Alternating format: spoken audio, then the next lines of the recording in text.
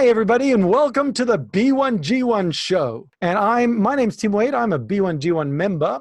My business is a member of B1G1, and we look for worthy causes with amazing stories that connect really well with us. And today I've got the privilege and pleasure to introduce and interview Geoff. Geoff Prescott is from Lepra. He's the CEO of Lepra, and he's based in the UK, but you work in various parts of the world. So, Geoff, welcome to the show. We have a show. Thanks, Tim. Yeah, thanks, Tim. Pleasure to be here. Good to get you across the world. Thank you. Yeah, you too. So, Lepra, what does Lepra do? Lepra is a leprosy agency. So what we try to do is improve the lives of the people with leprosy. We've been doing this since about 1924 when we were founded, long before the cure for leprosy, which the first cure for leprosy came about in 1945 by Lepra, actually. We came up with the first cure. But that's what we do. We work on leprosy, which many people think, leprosy? Surely that's something from the Bible. Surely that's something from the past. But it's here still. Yeah, leprosy in the Bible, I think they were unclean and they had to get out of the community until something happened. Well, actually, nothing would happen. They just had to get out of the community. Yeah, but no, that's right. I mean, the days of orange cloaks. What was the deal with that? Yeah, no, in different religions, actually, it's even broader. One of the things that we found is that in almost every religion, in almost every culture, every country, there is a history to do with leprosy. So just as Christians listening to this will recognize the elements from the Bible there, but there is also issues with Islam, Hindu, and so on and so on and so on. And what that's done is it's created a global fear of leprosy. Deep, deep down in the psychology of almost every country and culture is an attitude towards leprosy, which, as you say, the way people dress, the way people are shunned, ends up as prejudice. And you know, I've been working in health NGOs, charities, for pretty much 40 years. Wow. No, that's wrong, 30 years. I just added a decade. Still wow. No, and yeah. But actually, leprosy is really in a class of its own, which is why I'm here and all my colleagues are here, because there is no disease still with that amount of prejudice. Wow. I mean, the prejudice is very real. Today, I was going to wear this shirt for the interview, but I decided the orange would be tasteless and I probably shouldn't wear it. Okay, so can you touch someone with leprosy and catch leprosy? Okay, the good news about leprosy is, and this was one of the things actually when we were founded in 1924, the doctors and civil servants who founded this charity said, let's be followed by evidence. Leprosy has been around since people left the Rift Valley. It literally is the oldest known disease of humanity. Wow. It literally is the oldest disease. And they said, wait a minute, we've had this leprosy, you've got leprosy, it's all in many countries, it's all over the place, people live, but very few people get it, including husbands, wives, children, etc. So the conclusion is you can't get it very easily, and that's true. It's a bacteria, so it's spread like other diseases, viruses and bacteria. It's thought in this case by droplet from breathing out, but actually most people's immunity will handle it. Statistically, although it's a bit dull talking about statistics, but 95% or so of people cannot get leprosy. And you're just unlucky. There's 5% who are just unlucky for reasons we don't understand, and there hasn't been enough research into it. 5% of the population are susceptible to leprosy. We don't know why. Bad luck at the moment. Sounds like a genome thing. Like some people have got the genome that their antibodies are there and the other ones don't. I've decided that's the reason. So those 5% of people who are susceptible to it also may not get it unless it's transmitted and they happen to pick it up. Would that be fair to say? Yes, that's right. And even then, it's pretty interesting because it's quite a complex disease that some people will have enough of an immune response to keep it mild. And then they'll have patches, white patches on the skin, loss of feeling at the fingertips, maybe the toes. But other people won't have an immune response at all, and they will become very infectious to others, this 5%, and they will very quickly get to a situation of losing all sense of touch in their hands and feet. The feet stop sweating. About 20% of people who get it get damage to their eyes, and then it progresses. And that's to do with really bad luck. As you say, it could be genetics. It's certainly, we can see in people's immune responses, there's a certain element of bad luck. I'll tell you an interesting thing. We employ a lot of people who've had leprosy. And one of the interesting things about leprosy is people go, oh, it's like any other disease. It only affects people who are malnourished, overcrowded, etc. Actually, no, it affects everyone, from people who are in really good state of health, everything fine, right down indeed to people who are overcrowded and so on. Statistically, people in worse living conditions seem to get it more. But that could be because many of the people in good living conditions go privately to private doctors and get it treated, so we never see them in the statistics. As you know, I've just been in India, and we've been talking about this, and believe it or not, right, this is the figure. We reckon, from a bit of research, 60%, 60% of people go to private doctors to get treatment, even though if they went to government doctors around the world, the medicine's free. People would rather go to private doctors because of the prejudice. Because so the prejudice presumably would be that people don't want to go to that country or that village or that thing because it's got this stigma of leprosy is there. Well, what would typically happen is that if someone gets leprosy, then I'll give you an example. One of our people we employ, actually, Rachna, when she had leprosy, is quite well educated. She immediately ran into deep trouble with her husband, who not only beat her, but actually in the end kicked her out of the house. Then, supported by the local authorities, took all the property, took all the kids, and left her sort of homeless on the edge of the community, on the edge of the town, and so on, with no support, nor from her own family. And that's prejudice of a society against someone. Happy ending for her, Rachna. She's spoke to various people, gave education, give deep explanations to the family, to the community, and gradually the situation changed. But that's a typical story. There is just prejudice amongst many, many people for these historical, cultural reasons. Yeah. So if she had just gone to the doctor, could the doctor have treated her for that straight away, or? Yes. Yeah. I mean, it's we in 1945. There's an interesting story about treatment. I'll give you the story. In 1945, Lepra, like other organisations, have been working with people with leprosy. We were spreading the word: don't kick them out of villages, don't be prejudiced against them, because it's not very infectious. And when people get disabled because of the damage to hands, feet, eyes, etc., give them support. So that had been the message. But then one of the doctors looking at cures went to Northern Ireland and saw that the first sulfonamides, which had done a lot for the Allied soldiers in the Second World War, the first basic antibiotic, was being used by some of the farmers for cows' mastitis.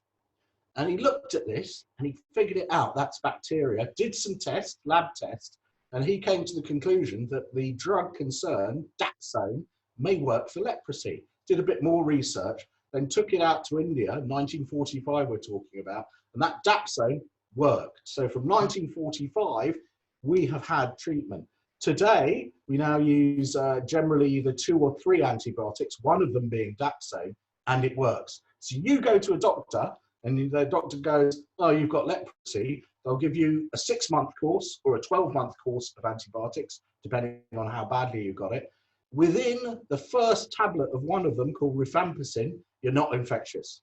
Wow. So bang, dealt with. So you think all this prejudice, and then someone just has to go in, get free medicine. It's free across the world, right? You know, through the World Health Organization, it's provided free across the world.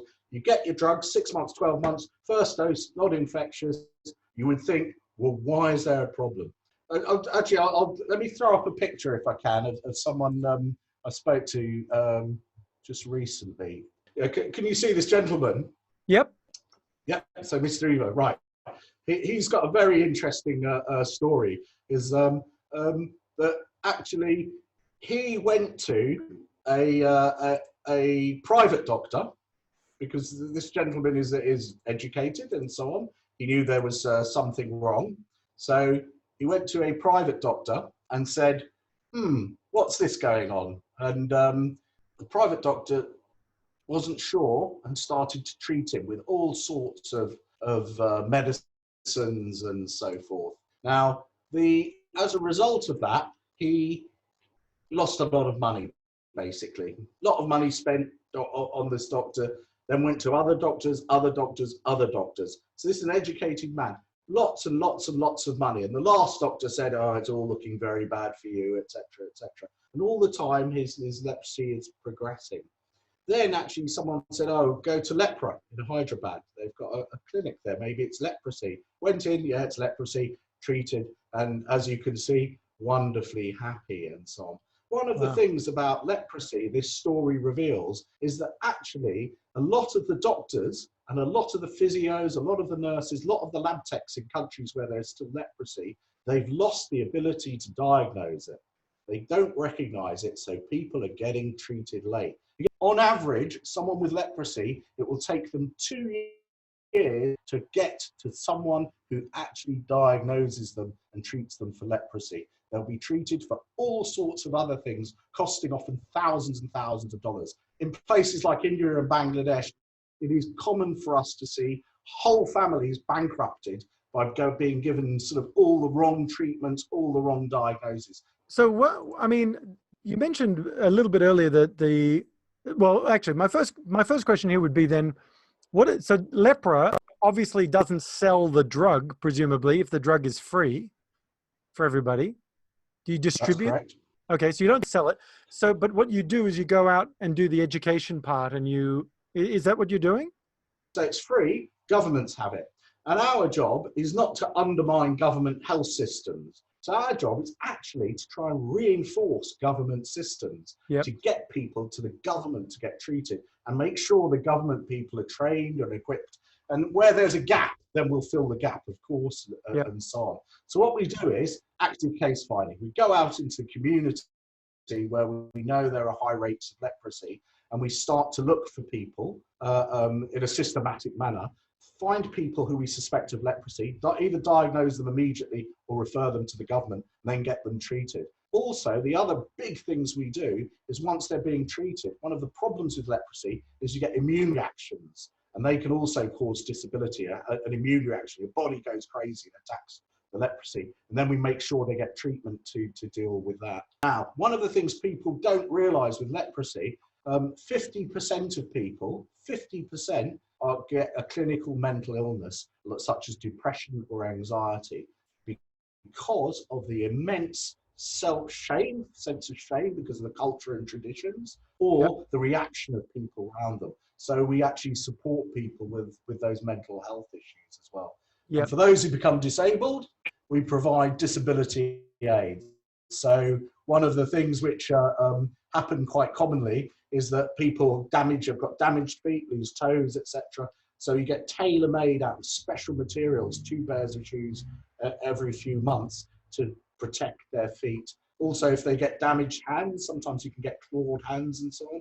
We can do either physio or surgery to release that and so on. Overall, though, all of these interventions aren't as important as confronting the prejudice. Because if there was no prejudice, people would just get it, people would know about it, it would be on medical curricula, people would just get treated quickly, easily, early. Because I mean, I thought the WHO said it's been eliminated.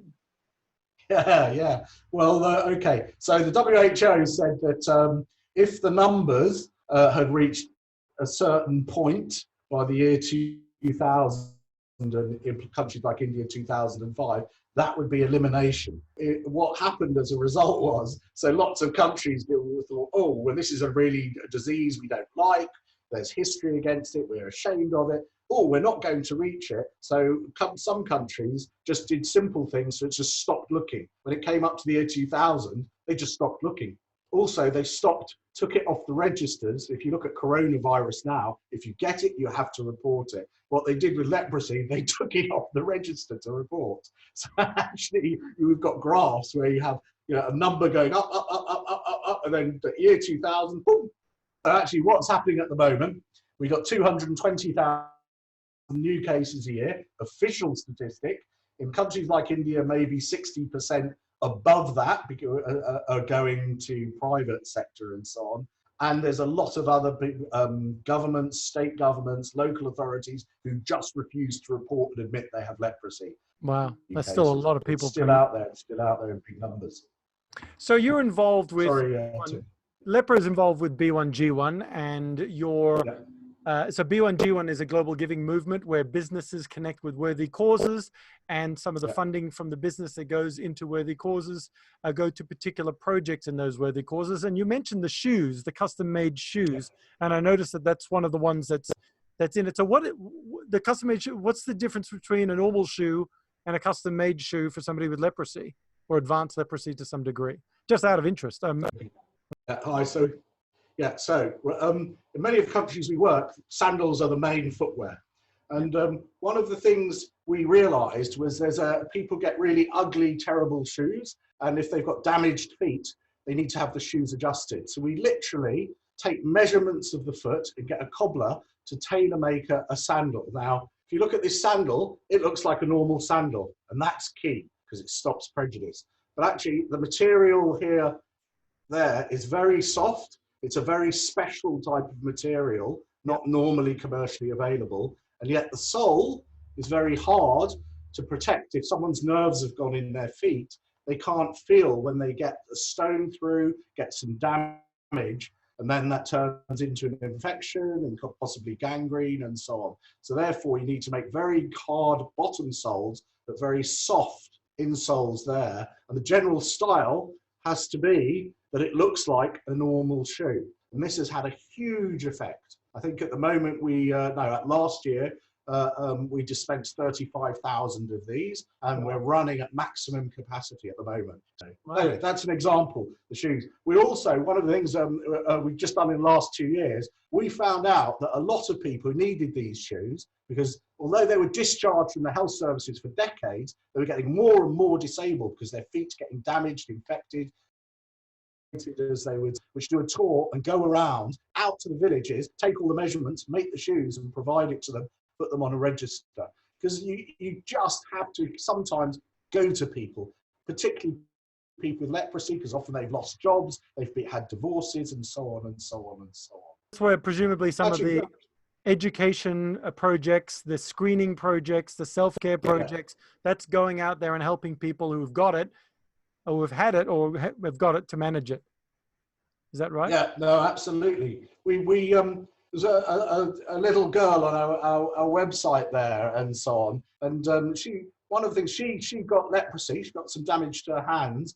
And this is just an example. And as a result, the people in her school, all the other school kids, the teachers, everyone shunned her. Her whole life was a misery. She was 8. Kicked out of school, everyone picking on her, bullying her. When she went to get water, everyone picked on her and so on. So he went to the school, talked to everyone, showed them slides and so on. It took a while. And actually, so in the end, she was welcomed back. And actually, she's very happy now. She wants to be a teacher. The people who picked on her have apologized and so on. Wow. You just have to provide that education. Geoff, I just want to say it's really great to speak to somebody who is so visibly and clearly passionate about making a difference in the world for the underrepresented, the underserved, and the marginalized and ignored in the communities out there as well. So I just like to thank you for spending this time with me. Oh, well, thank you. And I appreciate your time. And I think also as an individual, what you've done, you've chosen to do this and help us to bring this issue to a higher level of attention. So thank you very much. It's highly appreciated.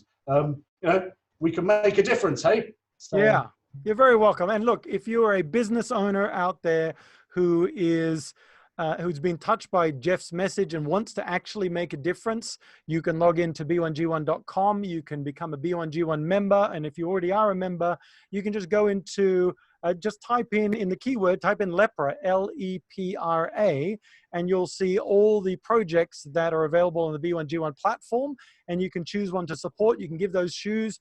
You can provide leprosy education or screening or self-care training for patients in India, Bangladesh, and Mozambique, and more. Go in and have a look on the B1G1 platform and help make a positive difference to those people who are being largely forgotten and even worse, shunned, actively shunned and discriminated against. And that would be an amazing, major step to help Geoff and his team do the work around the world. So for that, thanks, Geoff. And we're gonna close up this session of the B1G1 show. Yeah, go take some positive action in the world.